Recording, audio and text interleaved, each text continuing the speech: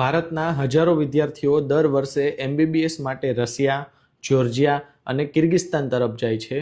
પણ એક એવો દેશ પણ છે જ્યાં એમબીબીએસ કર્યા પછી વિઝા એક્સટેન્શન, એક્સ્ટ્રીમ વેધર કે લેંગ્વેજ બેરિયર જેવા કોઈ પ્રોબ્લેમનો સામનો જ નથી કરવો પડતો.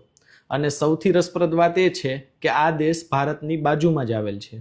હું વાત કરી રહ્યો છું નેપાળની. ઘણા લોકોને લાગે છે કે નેપાળમાં માત્ર હિમાલય અને માઉન્ટ એવરેસ્ટ જ છે, પણ હકીકતમાં નેપાળ સાઉથ એશિયાના સૌથી ચર્ચિત એમબીબીએસ ડેસ્ટિનેશનમાંથી એક છે. હવે સૌથી મોટો પ્રશ્ન, ઘણા ઇન્ડિયન સ્ટુડન્ટ નેપાળને કેમ પસંદ કરે છે? કારણ કે અહીં કલ્ચર ફેમિલિયર છે, ફૂડ ફેમિલિયર છે અને સૌથી મહત્વની વાત, ઘણી જગ્યાએ દર્દીઓ સાથે કમ્યુનિકેશન કરવું પણ એકદમ સરળ છે.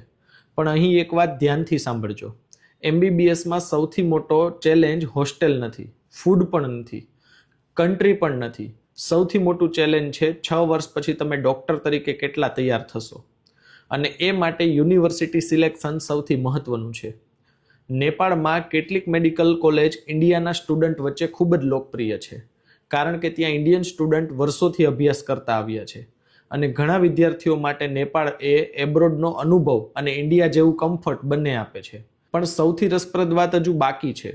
ઘણા પેરેન્ટ્સ એબ્રોડ શબ્દ સાંભળીને જ ડરી જાય છે, પરંતુ નેપાળ એ કદાચ એવું કન્ટ્રી છે જ્યાં પેરેન્ટ્સને પણ સાયકોલોજીકલ કમ્ફર્ટ મળે છે, કારણ કે ડિસ્ટન્સ ઓછું છે, કલ્ચર સિમિલર છે અને ટ્રાવેલ પણ એકદમ સરળ છે.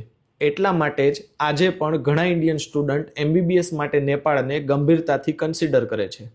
જો તમે નેપાળ એમબીબીએસની ફીસ, ટોપ મેડિકલ કોલેજ અને એડમિશન પ્રોસેસ જાણવા માંગતા હોય તો કોમેન્ટમાં નેપાળ લખો અને એમબીબીએસ વિશે આવી જ માહિતી મેળવવા માટે ફોલો કરવાનું ભૂલતા નહીં.